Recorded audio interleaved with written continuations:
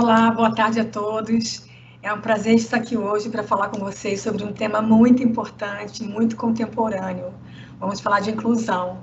Eu sou Alexandra Witt, eu trabalho com responsabilidade social, sustentabilidade, e vou bater esse bate-papo aqui hoje com a Cecília Nascimento, gerente sênior de aquisição de talentos da Adidas, a Tayana Gonçalves, gerente sênior de treinamento e desenvolvimento da Adidas, e o Renato José da Silva, que atua há 22 anos na área de inclusão profissional de pessoas com deficiência. Eu queria começar falando com você, Renato. Saber com você, eu queria que você contasse um pouquinho da sua história e como ela se relaciona, como você vê hoje a evolução da contratação dos profissionais PCDs aí no mercado. Tá bom. E você quer que eu conte a minha história em 2 minutos, 5 minutos, 15 minutos? Porque olha, o que não falta é assunto, viu? Eu tenho certeza. Vamos começar com a versão 2 minutos. Tá bom. E já vai ter oportunidade de você contar mais para a gente ainda. Tá bom. Basicamente, então, olha, meu nome é Renato, eu tenho 43 anos, eu sou graduado em História, pós-graduado em História, Cultura e Sociedade, sou violonista erudito por formação, né? E trabalho no Museu da Inclusão, que é a unidade museológica da Secretaria de Estado dos Direitos da Pessoa com Deficiência, em São Paulo, e estou aí como parceiro de Oportunidades Especiais. A minha deficiência visual é uma deficiência adquirida, né? E eu trabalhei por mais de 20 anos em uma instituição de assistência à pessoa com deficiência em São Paulo. Então, quer dizer que a gente acompanha a questão da empregabilidade das pessoas com deficiência já há muitos anos. E eu, enquanto pessoa que passou, né, por todos os processos de reabilitação, acompanhei todo esse andamento, todo esse histórico, todo esse processo, tanto do ponto de vista como pessoa com deficiência, mas também como pessoa que trabalha na área, né? Então, do ponto de vista da legislação, do ponto de vista da educação, do ponto de vista do trabalho, da família, da questão social, eu venho acompanhando isso já há bastante tempo, e aí me sinto bastante à vontade para falar de maneira bastante plural, né, sobre o assunto. Então, eu fico à disposição, não quero me estender, mas estou muito feliz de estar aqui com vocês. Obrigada, Renata. A gente está muito feliz de poder ouvir você, ouvir essa história e poder compartilhar isso com tantas pessoas que estão assistindo a gente. Eu já queria voltar a esse tema, né, de como você tem acompanhado isso aí na sua vida como um todo, como você vê isso, a evolução, porque ele é um tema que está presente com a gente há muito tempo, mas nesse momento, mais do que nunca, ele é um tema que vem surgindo mais, né, com mais força. Hoje, como é a situação comparando aí com os últimos 5, 10 anos? Olha, a Lei 8.213, né, chamada popularmente aí conhecida como a Lei de Cotas, a gente sabe que ela é do começo dos anos 90, ela foi criada no começo dos anos 90, sancionada no final dos anos 90, e as primeiras TACs, né, os termos de ajuste de conduta, passaram de fato aí a ser aplicados já no começo dos anos 2000, né, 2005, 2007. Então, no começo, no princípio, a gente pode dizer que as empresas acabavam assim encarando isso como um problema naquele momento, um problema que precisava ser solucionado, né? A questão da empregabilidade das pessoas com deficiência. Porque a gente teve aí na nossa história, né, a história aí do nosso país, o momento da inclusão das mulheres, das pessoas negras, pretas, pessoas homossexuais, né? Então, pelo menos no papel, pelo menos na legislação, lá nos anos 50, 60, a gente teve o fim do preconceito racial, a gente teve aí nos anos 70, 80, a mulher, né, daquela época, que por mais que a gente saiba que muitas já eram empreendedoras, muitas já tinham aí uma dupla jornada de trabalho e tudo mais, as mulheres daquela época sonhavam em ter o espaço que as mulheres têm hoje, né, em 2020. Por mais que ainda exista muita coisa a ser feita. Eu lembro também que eu estudei com um militar aposentado na época da graduação, e ele me falava, né, que até o começo dos anos 80, a polícia podia prender por vadiagem uma pessoa que, segundo a polícia, não estivesse vestida adequadamente com o seu sexo, né? De acordo com o seu sexo. Então, quando a gente ouve algumas coisas assim hoje, em 2020, a gente já entende que isso não cabe mais, né? Essas coisas já doem no ouvido da gente. E se a gente pensar a inclusão das pessoas com deficiência, de todos esses processos, é o processo mais recente. É um processo que começou a acontecer de forma massiva, né, maciça, já nos anos 2000. Então, quando as empresas, entre aspas, se viram obrigadas a contratar pessoas com deficiência, a lidar com esse tema, lógico que no início muitos equívocos aconteceram, porque as empresas não sabiam como lidar, onde procurar, né? O que de fato faz uma pessoa com deficiência visual, auditiva, física, intelectual. Então, foi um aprendizado que, naquele momento, precisou iniciar. E as próprias pessoas com deficiência também, né? A gente sabe que elas também precisaram entender o que era o mercado de trabalho. E, na verdade, o que é o mercado de trabalho. Então, a gente precisou, na verdade, fazer um trabalho numa via de mão dupla, né? Trabalhar a cabeça do empregador, as condições de trabalho e também trabalhar as próprias pessoas com deficiência para entenderem tudo aquilo.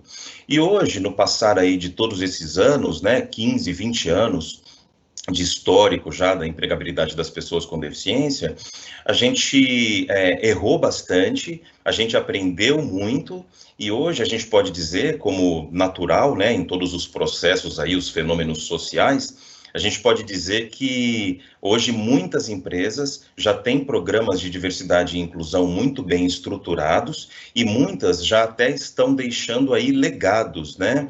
Aprendizado, de fato, já estão aí dividindo toda essa experiência com outras empresas. Então, a gente vem de forma, assim, de maneira geral, trabalhando hoje essa questão da inclusão corporativa, tanto naquelas empresas que estão realizando as suas primeiras contratações, e aí o pessoal do recursos humanos, pessoal do departamento de gente, né, estão entendendo como entrevistar uma pessoa com deficiência visual, física, intelectual, auditiva. E também nós temos aquelas empresas que já superaram isso, que já têm aí programas muito bem estruturados, já alcançaram a sua cota, e muitas delas, no momento em que elas alcançam a sua cota, elas já não estão preocupadas em preencher a sua cota, porque elas já entenderam que a pessoa com deficiência é só mais um colaborador que tem a característica da deficiência, né? Mas que no dia a dia, se o processo de seleção foi bem feito, se a pessoa está bem ali alocada na sua vaga de trabalho, o perfil está adequado, a empresa já entendeu que esse colaborador ele vai render tanto quanto qualquer outro, desde que ele tenha ali as suas questões olhadas, né? No sentido das ferramentas que ela precisa para exercer a função.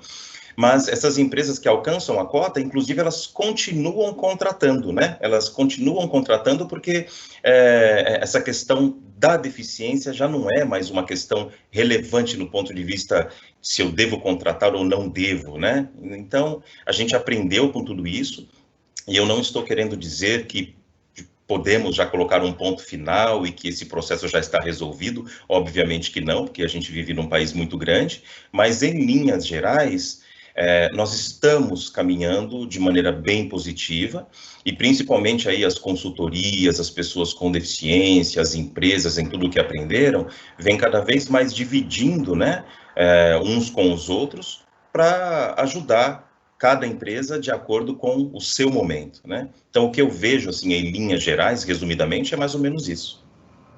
Obrigada, Renata. Acho que você deu um panorama muito interessante. São muitas mudanças culturais e sociais, e a gente tem aí que correr atrás para as empresas se adaptarem, para a gente conseguir muita gente bacana aí para atuar nessa causa. Eu queria perguntar para a Cecília, queria pedir para ela contar o outro lado, né, o lado da Adidas. Quais são as iniciativas que acontecem hoje para a PCDs? Quais são as ações? Quantas pessoas são impactadas por isso? Legal. Bom dia a todos, né? Alexandra, obrigada pelo convite, é um prazer estar aqui com a minha colega Tayana e também com o Renato, que é um parceiro nosso de Oportunidades Especiais com a Adidas, né? E a gente tem feito algumas iniciativas bem bacanas bem bacanas para todos os colaboradores e também para a área de seleção. Me identifiquei muito com a fala do Renato, porque acredito que é uma jornada, né? E nós, na Adidas, estamos nesse momento de transição, né? De deixarmos de termos vagas exclusivas para pessoas com deficiência e passarmos a ter vagas, né? Então, acho que essa é a grande mudança, né, que a gente vem vivenciando. Então, a gente deixa de ter vagas específicas, administrativas, operacionais, e passamos a ter candidatos com habilidades, com competências, com deficiência ou não no processo, independentemente, né, das características. Então, essa evolução que o Renato trouxe, eu vejo justamente como um grande progresso que a gente tem vivido hoje como uma cultura na empresa. Como algumas iniciativas, né, então nós deixamos de ter essas posições exclusivas e passamos a trabalhar muito mais fortemente a inclusão, independentemente da posição e do nível, né, a inclusão de profissionais com deficiências nos processos seletivos. Nós fizemos uma parceria junto a Oportunidades Especiais no início desse ano para atração de profissionais na cidade de Fortaleza, onde nós inauguramos uma nova loja, né? Então, uma parceria específica com Oportunidades Especiais num shopping em que montamos um stand, foi muito bacana. E recentemente nós lançamos o nosso banco de talentos exclusivo para pessoas com deficiência, né, para profissionais com deficiência. Então, foi uma campanha protagonizada pelo nosso atleta paralímpico, Daniel Dias, e a gente tem esse banco para qualquer posição dentro da Adidas, em que a gente pode realmente fazer uma busca proativa, acessar e contatar essas pessoas assim que nós tivermos posições aderentes abertas, né?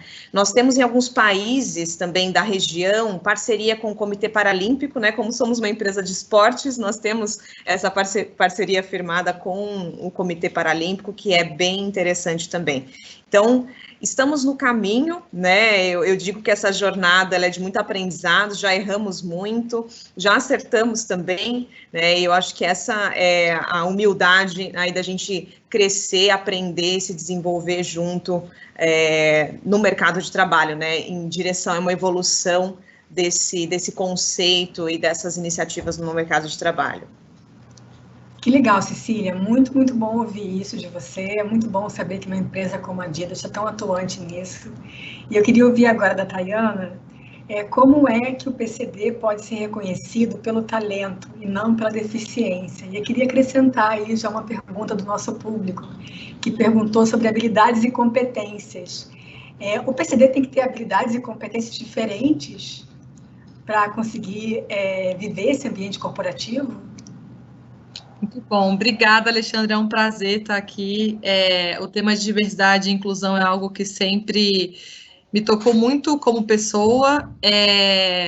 Lembro na época da faculdade, né, o meu TCC foi justamente sobre pessoas com deficiência, e naquela época, não faz tanto tempo assim que eu estou formada, né, vamos manter assim que foi nos últimos 5 anos, né, mas há um tempinho atrás, né, quando eu fiz meu TCC, ainda era um tema muito pouco discutido, né, eu lembro de ter tido a dificuldade, inclusive, de achar materiais, né, referências bibliográficas para falar sobre pessoas com deficiência no mercado de trabalho, né? Então, hoje, né, trabalhando na Adidas na área de desenvolvimento, de treinamento e desenvolvimento, eu tenho a felicidade de ser a líder do Comitê de Diversidade e Inclusão na Adidas do Brasil. Então, foi algo que caiu como uma luva, né, por eu gostar tanto desse tema, né? E dentro disso, a gente tem o pilar de pessoas com deficiências, né, e a gente trata justamente desses temas, e quando você fala, na verdade, sobre ter o talento, né, ser reconhecido pelo talento e não pela deficiência, eu acho que está um pouco ligado com o que o Renato e a Cecília já trouxeram, de que a gente tem que parar de enxergar as pessoas pelas suas características, né, ela é uma pessoa com deficiência, ou ela é uma mulher negra, não, ela é simplesmente um profissional, né, que está ali para trabalhar com a gente. Obviamente, as empresas fazem ações afirmativas, né, tanto a empresa quanto o governo, para poder reparar né, tudo que a gente fez de errado, vamos dizer assim, até o momento, com o que a gente chama, né, com o que as pessoas chamam de minorias. Então, essas ações afirmativas, como, por exemplo, a lei de cota, né, que o Renato falou que é apelidada pela lei de cota, na verdade, elas são ações que deveriam ser temporárias, né? Primeiro, a gente não deveria ter que ter esses tipos de ações, mas a gente tem justamente para corrigir, né, tudo que a gente, todas as pessoas que a gente excluiu como sociedade. E quando eu falo sobre talento, né, na Adidas, a minha área, inclusive, de treinamento e desenvolvimento, fala justamente que a Adidas acredita na capacidade ilimitada das pessoas crescerem e se desenvolverem, né? Esse é o lema, vamos dizer, da minha área de treinamento e desenvolvimento. Então, é o plural, a gente acredita na capacidade de todas as pessoas se desenvolverem, de todas as pessoas crescerem na carreira. Então, a gente não olha as pessoas, seja a pessoa com deficiência, seja o homossexual, seja a pessoa negra, com esses traços. A gente olha o talento da pessoa, né? Então, não. E aí, respondendo a sua segunda pergunta, né? Se a pessoa precisa ter uma capacidade ou algo diferente. Não, ela não precisa. Na verdade, o que eu acho que a gente tem que pensar é que, obviamente, né, considerando a área da Cecília, que é a área que busca os profissionais para aquela posição, a pessoa precisa ter as características, competências necessárias para aquela função, né? Então, se ela está procurando uma pessoa para trabalhar na área financeira, né, que exige aí, sei lá, um Excel mega avançado, precisa fazer macro, precisa ser uma pessoa que tem experiência, que seja com auditoria, enfim, o que quer que seja, essa pessoa precisa ter essas características, assim como qualquer outro candidato no processo seletivo.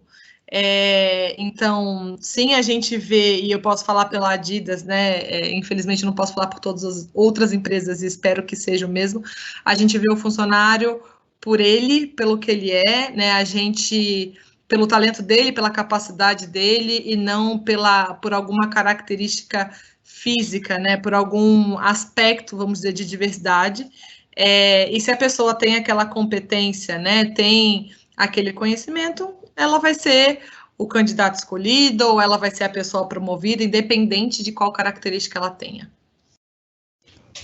Perfeito, Tayana, muito bom, assim, primeiro, super importante saber que a Adidas tem tantas iniciativas bacanas, legal também saber um pouquinho da sua história, que começou lá na faculdade, ainda no TCC. Acho que quem trabalha com responsabilidade social, com esses temas, tem um coração batendo mais forte, né, ali, para se tornar naturalmente mais sensível, né. Eu queria voltar aqui para o Renato, entender assim, então a pessoa lá entrou na empresa, ela foi contratada. Quais são as principais barreiras que ela vai encontrar no dia a dia das empresas? E eu acho que você vai saber dizer isso para a gente de uma maneira mais geral e também da sua própria experiência, né? Sim, olha, na verdade, a gente tem que pensar o seguinte, né?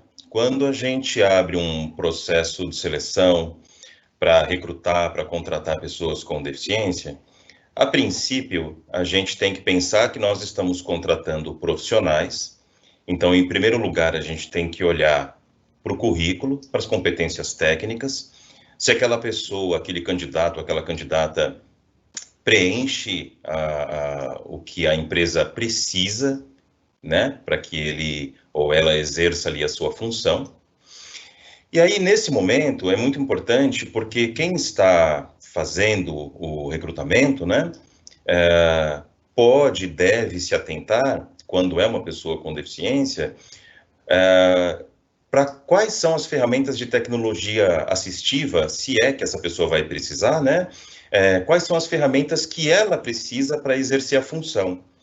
Então, perguntar justamente como que uma pessoa cega faria para usar um computador, no caso de contratada, se é uma pessoa que tem baixa visão, se é uma pessoa que não enxerga, se é uma pessoa que, de repente, ela precisa de alguma outra ferramenta que a empresa precisa providenciar para que essa pessoa consiga cumprir de verdade ali o seu papel, né?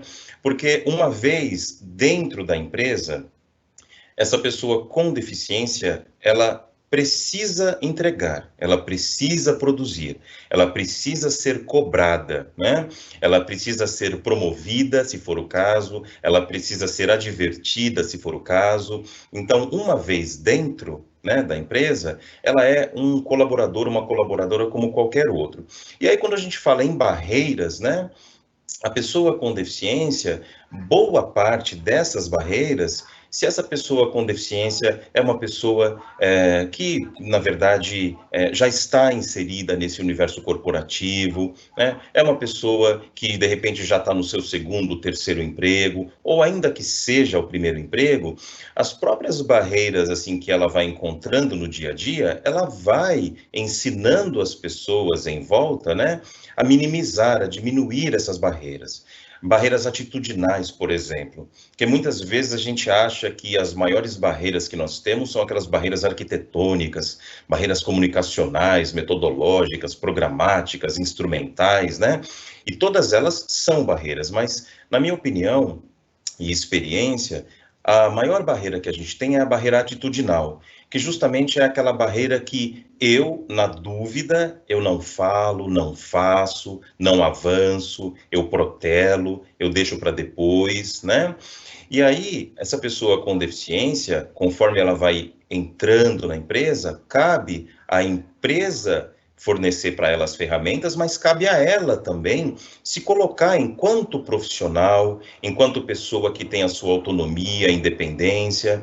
É interessante que ela, logo ali na primeira, segunda semana de trabalho, né, é interessante que ela já vá entendendo como faz para, no caso de uma pessoa cega, por exemplo, como faz para entrar na empresa, para sair da empresa sozinho, sozinha, com autonomia, com segurança, entender onde estão os banheiros, os refeitórios, se houverem, os restaurantes mais próximos, saída de emergência, né? De repente, se ela tiver alguma coisa que esteja difícil na locomoção dela, sei lá, no caso de uma cadeira de rodas, informar o colega de trabalho, informar o superior, falar, olha, aquele vaso ali está me atrapalhando um pouquinho, será que tem algum problema da gente colocar um pouco para a direita, um pouco para a esquerda, para facilitar aqui o meu acesso, né?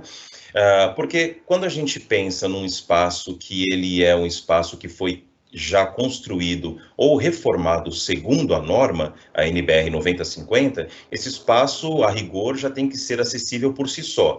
Agora, nada também impede, né, de que, de repente, você tenha um ou outro detalhe que possa ser ajustado. Então, falar com as pessoas, se colocar como uma pessoa que está sempre ali, também disposta a ouvir, a participar, eu acho que essa postura da pessoa com deficiência, ela deve ser esperada também, né? Porque muitas vezes a pessoa com deficiência é o primeiro daquele setor, é o primeiro daquela empresa, e as pessoas, muitas vezes, né, elas não sabem como lidar com uma pessoa com deficiência. Então, por mais que muitas vezes exista ali um trabalho de sensibilização, muitas vezes a equipe até pode se preparar para receber aquela pessoa com deficiência, mas é no dia a dia mesmo, né, no contato ali de trabalho, que a gente vai entendendo as necessidades daquela pessoa, né? Porque, como é comum, como a gente já sabe, as pessoas não são iguais. Então, não significa que as coisas que funcionam para uma pessoa que não escuta, vai funcionar para outra. Né? A gente sabe que temos surdos que são oralizados, pessoas que não são oralizadas, pessoas que têm deficiência visual, que têm uma visão reduzida, pessoas que não usam bengala, então você não sabe o quanto aquela pessoa enxerga. E aí eu acho que na dúvida fica essa dica, né, para os dois lados. Na dúvida você pode perguntar, né? Porque você está em dúvida se aquela pessoa precisa de ajuda ou não. Você vai lá e pergunta para ela. Se ela estiver precisando, provavelmente ela vai falar para você que sim. Se você não souber como ajudá-la, pergunta também, fala, olha, nunca ajudei, como que eu posso te ajudar, né? A gente, às vezes, tem essa falsa impressão, por conta da nossa modernidade e por conta, assim, do nosso imediatismo, né? A gente tem essa falsa ideia de que todos nós temos que saber de tudo ao mesmo tempo e agora, né? E não, a gente aprende no contato, no dia a dia. Então, cabe a essa pessoa com deficiência ser uma pessoa que está, sim, aberta, né? E também cabe à empresa olhar se essa pessoa tem as ferramentas necessárias para que ela exerça a sua função, né? Eu acho que é mais ou menos isso. Perfeito, Renato. Mas eu queria voltar em um ponto. Eu queria que você contasse um pouquinho para a gente como é que foi a sua inserção no mercado de trabalho e quais foram as principais barreiras que você encontrou. Como é que é essa história aí, a sua história? Como eu comentei no início, eu perdi a visão na adolescência, né? Por conta de um glaucoma congênito, que é uma doença que dá pressão alta nos olhos. Então, eu fui perdendo a visão gradativamente dos 17 aos 20 e com 20 anos não enxergava mais. Então, a minha principal barreira naquele momento, a minha principal dificuldade, foi a falta de informação a respeito de deficiência. Naquela época, nós estávamos na metade dos anos 90 e a gente ainda não tinha a internet popularizada como a gente tem hoje. Então, a gente precisava, de fato, ir até as instituições, falar com as pessoas, né? A gente não conseguia realizar pesquisas da maneira como a gente faz hoje, né? Tão rápido. Então, naquele momento, para mim, quando eu me entendi enquanto pessoa com deficiência, eu acho que foi um marco, de fato, para eu me socializar e tomar de verdade as rédeas, né, da minha vida. Porque enquanto eu não me entendia enquanto pessoa com deficiência, enquanto eu ainda tinha, entre aspas, assim, vergonha ou medo de assumir, né, de usar a bengala na rua, enquanto eu tentava esconder a minha deficiência, as coisas não aconteciam para mim. Então, eu lembro que quando eu fui fazer um curso de orientação e mobilidade, que é justamente isso, quando a gente aprende a usar a bengala para sair na rua, né? Eu acabei conhecendo outras pessoas com deficiência. Uma dessas pessoas me falou sobre uma instituição e cursos de informática, e aí me chamou a atenção, né? Falei, puxa, como é que funciona isso de informática para quem não enxerga? E aí fui até uma associação em São Paulo, a Laramara, com os 2 pés atrás.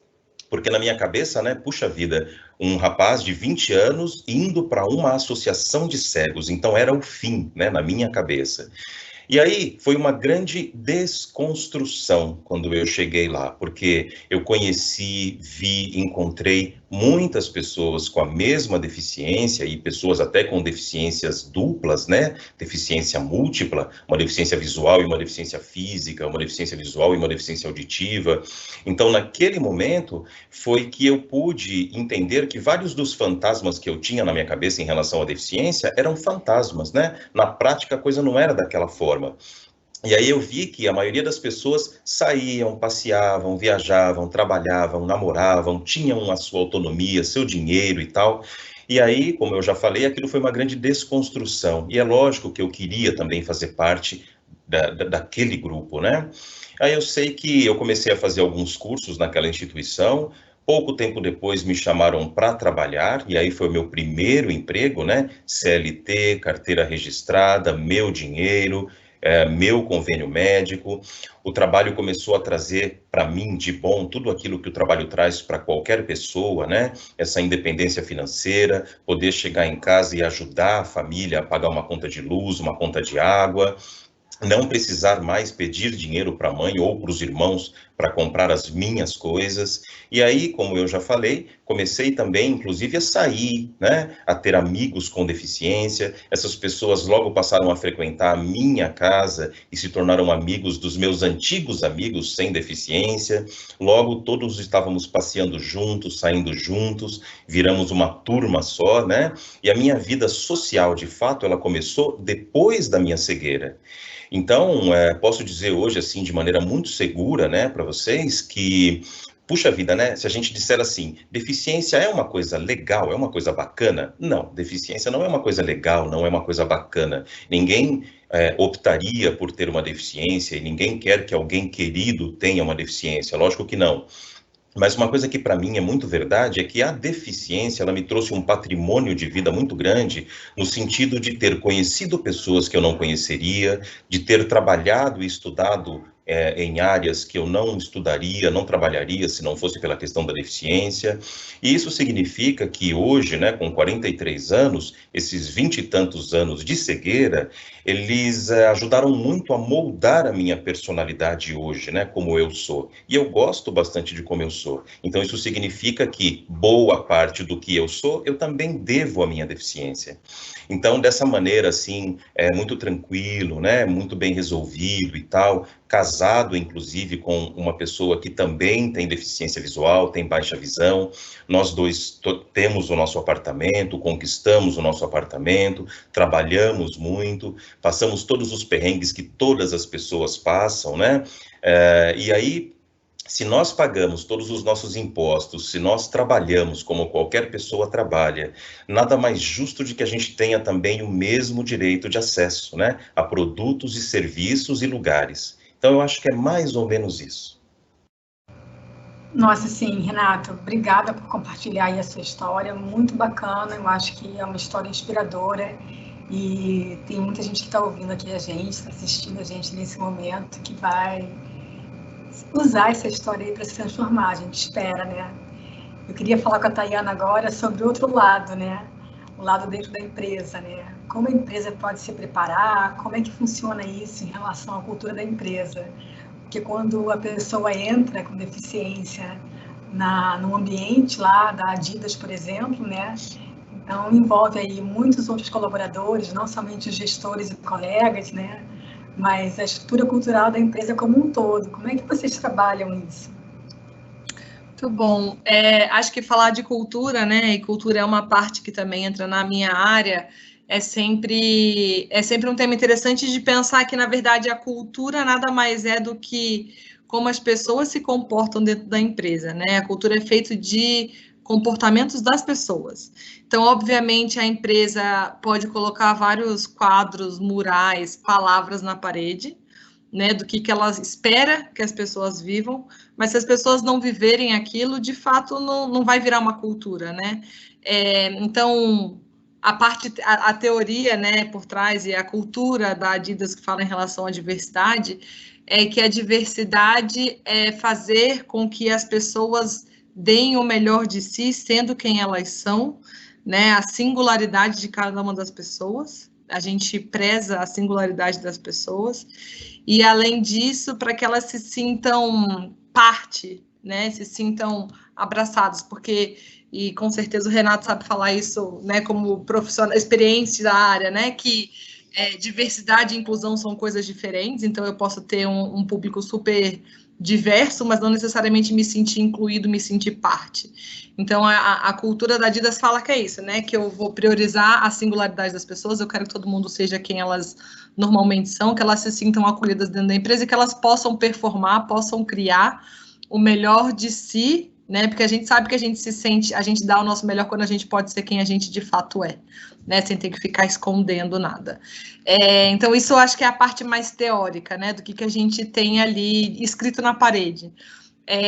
Mas as pessoas, de fato, como a Cecília falou, a gente tem feito uma construção, uma jornada, né? Eu entrei na empresa faz 2 anos e meio, acho, isso, 2 anos e meio, e, na verdade, a primeira ação que eu tive quando eu entrei na empresa foi fazer um focus group de diversidade.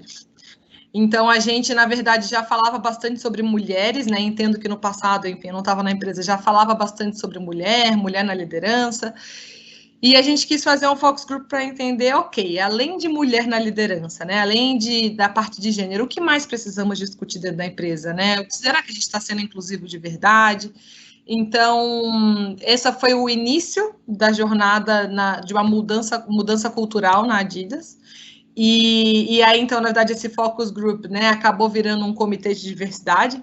Hoje nós somos em 26 pessoas, né, que são colaboradores que são voluntários, né? Eles não são contratados para trabalhar com diversidade, tem gente de finanças, tem gente de TI, tem gente de RH, de marketing, enfim, de todas as áreas que são voluntários para trabalhar nessa causa, né? E a gente é dividido em 4 pilares, então, o comitê, né? Então, a gente tem o pilar de gênero, o pilar de raça, o pilar de geração e o pilar de PCD, né? E a gente faz ações específicas para cada um não somente desses públicos, não para essas pessoas, né, necessariamente, mas para trazer conscientização.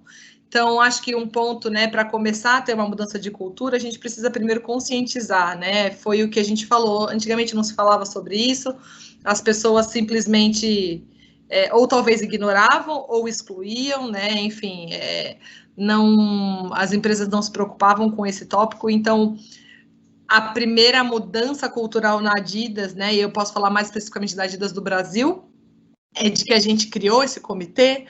A gente começou a querer ver as pessoas vivendo de fato o que estava escrito na parede sobre diversidade, né? E não só ter ali um pôster na parede. A gente queria que as pessoas começassem a viver isso. Então, acho que eu posso falar de PCD, por exemplo, o que a gente fez de maior, assim, né? Porque a gente tem ativações durante todo o ano. No ano passado, a gente participou da Reatec, né, que com certeza o Renato conhece, que aí é a maior feira da parte de tecnologia para pessoas com deficiência na América Latina. Não é comum que empresas estejam lá para contratar ou para recrutar ou para pegar currículo, geralmente é uma feira de tecnologia, então as empresas de tecnologia, as empresas automotivas vão lá para demonstrar as tecnologias que eles têm para pessoas com deficiência, e a gente tomou uma ação de ir lá para dizer o quanto que a gente se importa com diversidade e o quanto que a gente gostaria de atrair pessoas que tivessem deficiência. Então, acho que esse foi um grande marco para a gente, quanto a Adidas, e a gente teve quase 50 colaboradores que foram, ao longo dos dias da feira, lá como voluntários para trabalhar e para participar e para falar com pessoas. Como a Cecília falou, recentemente a gente fez a parceria com Oportunidades Especiais, então esse é outra ação que a gente fez para tentar mudar, né, um pouco da cultura. Contratar pessoas, né, contratar oportunidades especiais significa contratar gente que entende do assunto. Então, eu e Cecília, obviamente, a gente está tentando estudar e cada vez mais aprender sobre isso, mas não somos especialistas, né?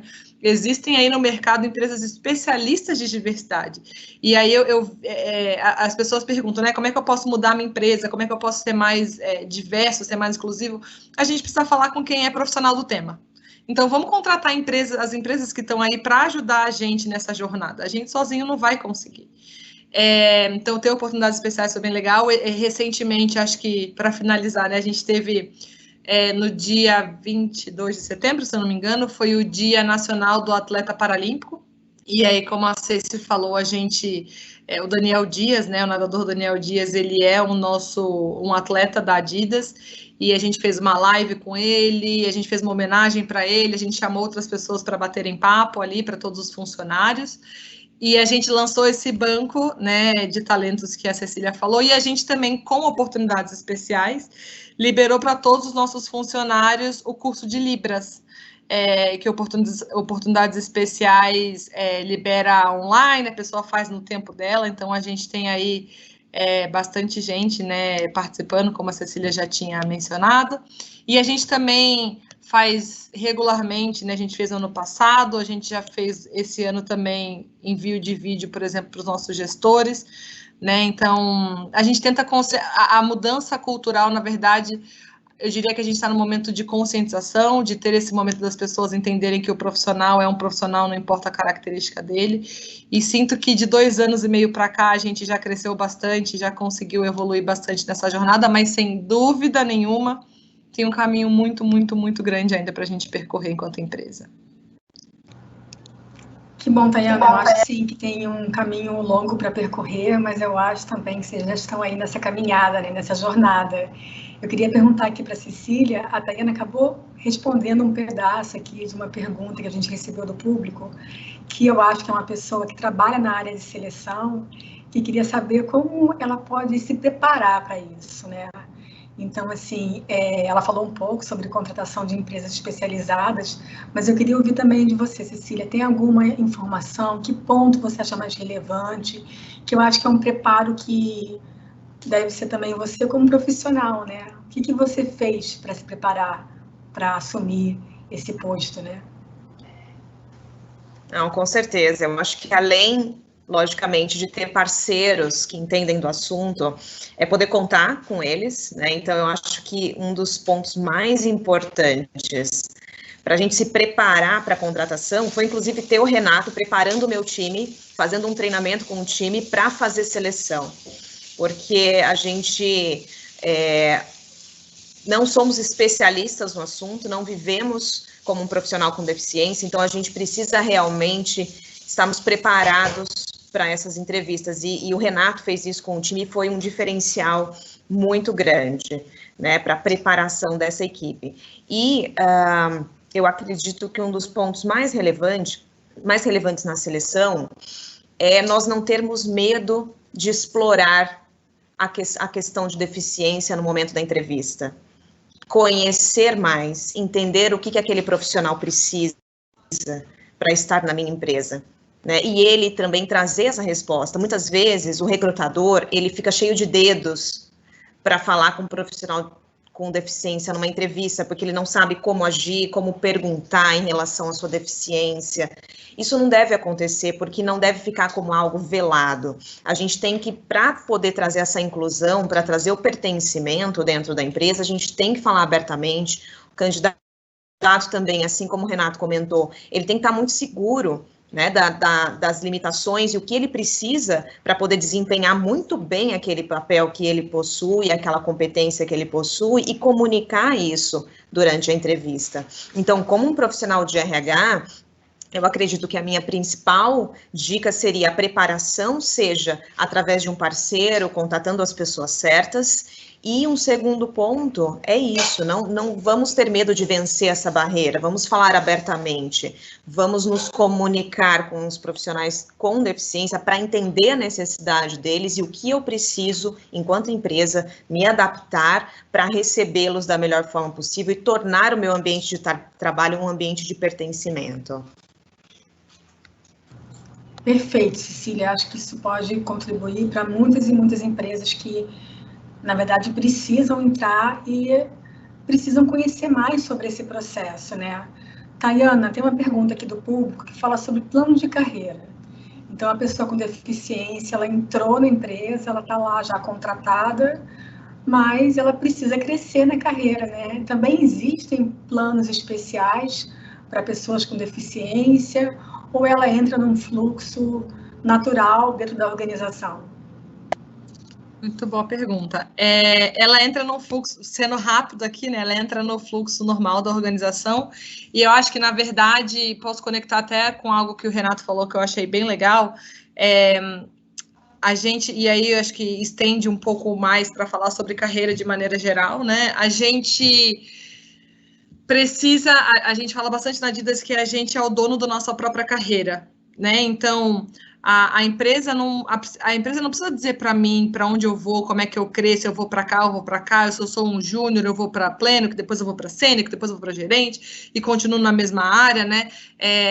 As empresas, hoje em dia, elas têm discutido muito sobre você ser o protagonista da sua carreira. Então, a pessoa com deficiência, assim como qualquer outro profissional, a primeira coisa que ele precisa fazer é falar para o gestor dele que carreira ele quer, né?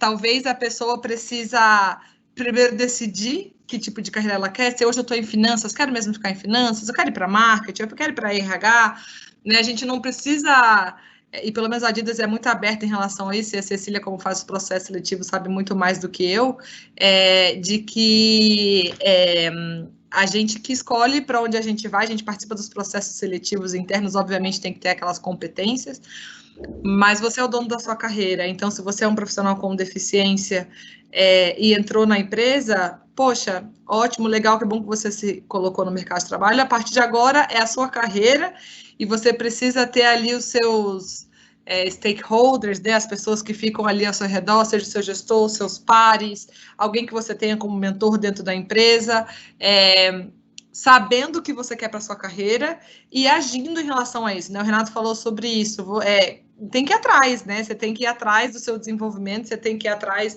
de fazer acontecer. Então, como qualquer outro funcionário, precisa se esforçar para performar e dizer, né? Às vezes a gente fica só para dentro de mim, eu quero, sei lá, a minha aspiração de carreira é essa. Eu fico falando só comigo, mas não falo para mais ninguém, né? Então, como é que a gente pode compartilhar com outras pessoas dentro da empresa que vão ser nossos aliados para ajudar no nosso desenvolvimento? Perfeito. Eu queria agora ouvir o Renato. A gente tem muita gente aqui que está assistindo, que é PCD. Inclusive, identifiquei algumas perguntas de pessoas que têm acima de 40 ou 50 anos.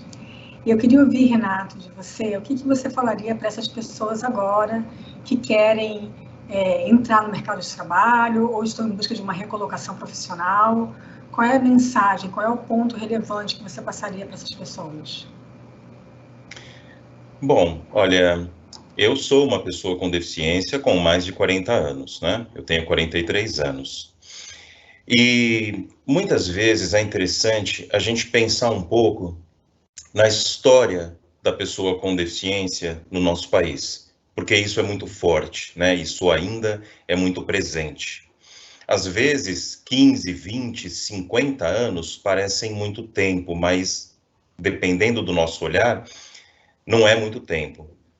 Então vocês veem, né? Ainda hoje, nós estamos em 2020. Quantas vezes nós tratamos aí nos filmes, na televisão, nos nossos livros, de temas que trazem a Segunda Guerra Mundial? E olha que a Segunda Guerra Mundial já terminou há 70 anos, e olha como o assunto ainda é presente hoje. Então, se a gente fala na pessoa com deficiência no Brasil, a gente tem que pensar e lembrar, sim, que a nossa história, ela durante muito tempo, ela foi uma história de segregação, foi uma história de exclusão. Então, as pessoas com deficiência, principalmente de 30 anos para cá, né, vem trabalhando, conquistando muito o seu espaço. E também é verdade que, antes disso, a gente já tinha muitas pessoas com deficiência, muitas instituições, muitos trabalhos, né, feitos assim, que merecem todo o nosso mérito, inclusive por conta dessas outras gerações terem sido bem-sucedidas no que foi possível naquele momento, né? Por isso que hoje nós temos as ferramentas que temos, nós temos as oportunidades que temos. Porém, por mais que, por um lado, isso pareça, muitas vezes, grande ou pareça que está resolvido, né, de fato não está. E nessa questão do trabalho, a gente tem muitas coisas, né? Quando a gente tem ali candidatos, candidatas com deficiência, pessoas com deficiência que vão atrás do emprego. Então, você tem uma história de muitas instituições de ensino, por exemplo, que fizeram trabalhos maravilhosos, como, por exemplo, Escola de Cegos Padre Chico, Instituto Benjamin Constant, no Rio de Janeiro, e tantas outras instituições que atendem e atendiam, né, pessoas com outras deficiências que não a visual. Mas, por exemplo, escolas que trabalhavam a questão da pessoa com deficiência única e exclusivamente, por mais que elas tivessem ali um trabalho exemplar naquele momento, o lado ruim é que elas acabavam segregando. Então, era todo mundo com aquela deficiência ali naquela escola. Então, essas crianças, esses adolescentes, não estavam junto conosco nas escolas mais próximas, né, das suas casas. Então, desde o início, a gente não aprendeu a brincar com o colega que não enxerga, a gente não aprendeu a passear com a colega que não anda, a gente não aprendeu a resolver questões simples ali do nosso cotidiano. Por isso que hoje, né, muitas dessas coisas são, assim, são barreiras para nós, né? Muitas vezes até alguns tabus. E quando essa pessoa com deficiência vai para o mercado de trabalho, muitas vezes, dependendo da sua história de vida, ela traz isso. Então, muitas pessoas com deficiência que na sua infância, na sua adolescência, foram super protegidas. Então, a família, com toda a boa intenção, com todo o carinho, com todo o amor do mundo, né, por não suportarem ver essa criança com deficiência, esse adolescente com deficiência passar apuros, né, ou passar situações difíceis, a mãe, o pai, os irmãos acabavam fazendo por essa pessoa. E aí você acaba também tendo muitas dessas pessoas com deficiência que elas vão entender de fato como funciona essa dinâmica, né, de trabalho, essa dinâmica de você ter que correr atrás do seu próprio sonho e tal. Elas acabam vivenciando isso quando elas acabam saindo de casa, ou quando acabam, na verdade, conhecendo outras pessoas fora ali do seu ciclo familiar. E por que eu digo isso? Que tem a ver muito com o trabalho. E a minha fala, em nenhum momento, e nem de longe, ela é uma fala com crítica, né, negativa, de forma nenhuma. Mas uma coisa que está ligada muito ao universo do trabalho é o benefício de prestação continuada. Então, você ainda hoje tem muitas pessoas com deficiência que usam, né, que têm o benefício de prestação continuada como, entre aspas, uma ajuda, né, como um salário, digamos assim. E aí, uma das coisas que eu disse lá no início, que a gente precisa também trabalhar a cabeça da pessoa com deficiência, é que esse benefício de prestação continuada, e eu repito, sem crítica nenhuma, porque cada um é que sabe da sua realidade, esse benefício, ele não é um salário, ele é um socorro do governo. E aí, trabalhar na cabeça das pessoas com deficiência, por exemplo, que recebem um benefício, que quando elas vão para uma empresa ou para o mercado de trabalho, elas vão receber um salário com benefícios, com 13º, ela vai socializar, ela vai poder compartilhar tantas e tantas coisas com outras pessoas, ela vai fazer amigos, ela vai fazer amigas, ela vai crescer profissionalmente. Então, trabalhar isso na cabeça das pessoas com deficiência, ainda hoje, em 2020, é necessário. Explicar para essas pessoas que, muitas vezes, se ela recebe um benefício de prestação continuada e se ela aceita a vaga em uma empresa, ela pode, nos 2 primeiros anos, dar uma pausa naquele benefício e experimentar ir para aquela empresa, e depois de 2 anos, se de fato ela quiser continuar empregada e parar realmente o benefício, ela consegue dar baixa nesse benefício. E se ela entende que não, que o benefício para ela naquele momento de vida continua sendo a melhor opção, antes de 2 anos, no máximo 2 anos, ela consegue reativar o benefício sem precisar ter cancelado.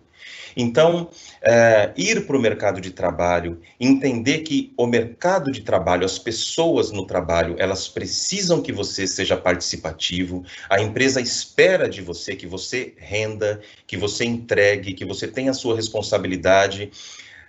Não é como é dentro, muitas vezes, do nosso âmbito familiar, né, do nosso núcleo familiar, que tudo bem se você não lavar uma louça, tudo bem se você levantar e não arrumar a sua cama, tudo bem no final do mês ali se você vai ou não vai, né? Não, o universo corporativo não é assim. Então é também, como a gente já falou muitas vezes aqui, uma desconstrução, né? Um aprendizado, e a pessoa com deficiência que de fato quer ir para o mercado de trabalho, ou seja, para uma recolocação, ou seja, de fato ali para galgar, né, a sua carreira profissional, a pessoa tem que ter tudo isso. E a gente entende que hoje em dia, boa parte dessas pessoas, né, com deficiência, elas já têm essa consciência, elas já sabem, né, disso. E aí colocar realmente a mão na massa, fazer tudo, né, aquilo que é necessário, né, é uma outra história, é uma opção de cada um. Eu tenho a opção de, como pessoa cega, passar a vida inteira segurando no braço de uma outra pessoa e depender dela para ir e vir. Eu tenho meus ganhos e perdas. E a partir do momento que eu também decido tomar as rédeas da minha vida, pegar uma bengala e sair na rua sozinho, enfrentar a rua, enfrentar o transporte público, bater cartão, assumir metas, desafios, eu também tenho ganhos e perdas, né? Ninguém disse que a vida do trabalho é uma vida fácil, é uma vida simples. Não, a gente precisa se colocar de fato enquanto pessoa que está ali, né, para enfrentar tudo isso. Então, os dois têm ganhos e perdas, e aí vai de cada pessoa, conforme o seu momento de vida, né, escolher um lado ou outro, né, mas tudo ali está, de certa forma, ligado com aquilo que a gente quer na vida. Nossa, Renata, assim, eu vou encerrar por aqui.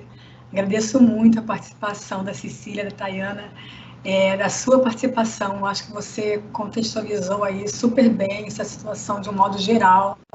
A gente entender que são muitas variáveis, né? Que são muitos, os temas são muito ligados, né? Tem um contexto social, cultural, familiar. E a sua mensagem foi muito bacana, muito importante. Então, mais uma vez, obrigada a vocês todos que participaram aqui desse papo com a gente. A gente ficou aqui conversando mais ou menos 1 hora. Eu acho que é um tema que não se esgota por aqui. Pedir o pessoal do Mês das Carreiras conversar depois de novo sobre esse tema nas próximas edições. Agradecer também todo mundo que participou aí, que acompanhou aqui esse bate-papo tão bacana. e que mais tarde tem outras palestras ainda do mês da carreira.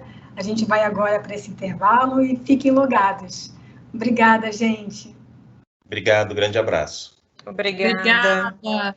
Tchau, tchau.